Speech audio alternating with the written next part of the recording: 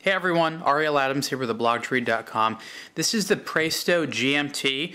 This is one of their newest timepieces. It was just released, I think September of 2010. That was when it was scheduled to be released. And it's a pretty nice looking watch. As an aviator style watch is concerned, this is very, very affordable. The price on this thing is $250.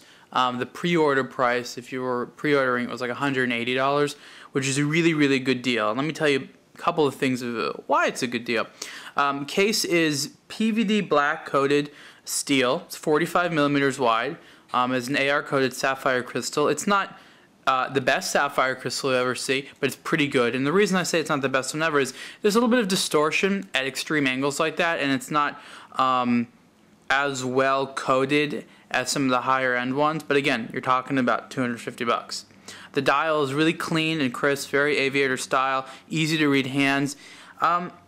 It's called the GMT, but it's not, I guess you could say, a true GMT in certain senses, and I'll tell you what the reason is. The movement in this watch is a Chinese movement.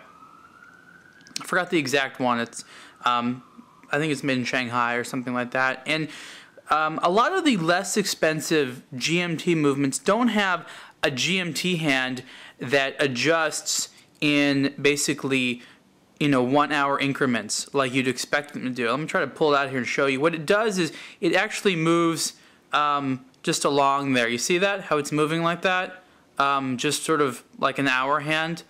It's not a matter of being bad.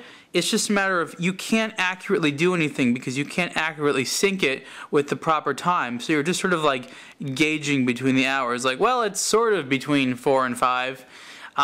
So there are ways of syncing it relatively well, but it's just more complicated, and I guess most enthusiasts would say that a true GMT needs to have that, but it's not that big of a deal, and you can still basically align it relatively well from the start if you want, and that's fine. Again, it's an automatic movement. You could see it in the back there through the case back window. Praesto automatic rotor, and the movement's interesting. And as a watch person, I love looking at movements, and you look closely at it, and you'll see how it's very, very different than a Swiss movement. It's also different than a Japanese movement. As a Chinese movement, I just think it's kind of interesting.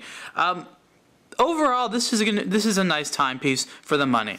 It's very, very difficult to find Chinese watches that are this nice, this hefty looking. It's a really, really good value. I'm pretty impressed with what they did, I have to say. I was sort of kept an open mind about it, but I see it now, and it's got a nice substantial look to it. It's easy to read.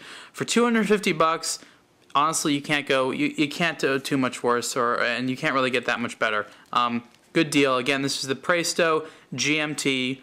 You can see the full review on blogtoread.com. Thanks.